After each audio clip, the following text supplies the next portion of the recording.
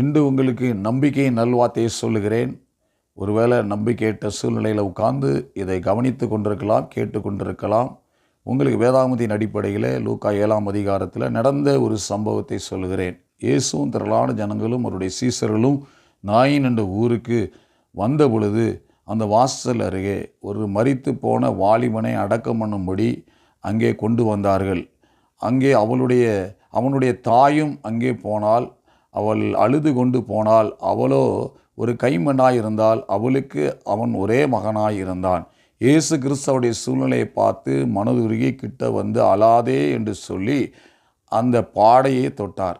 உடனே அந்த மரித்து போயிருந்த வாலிபன் எழுந்து உட்கார்ந்து பேச ஆரம்பித்தான். அவளுடைய கையிலே உயிருள்ளவனாக ஒப்பு கொடுத்தார். இன்றைக்கும் நாம் எல்லாவற்றையும் இழந்து போய் நம்பிக்கையற்ற சூழ்நிலையில் இருக்கிற நமக்கு ஆண்டவர் மனதுருகிறவராயிருக்கிறார்.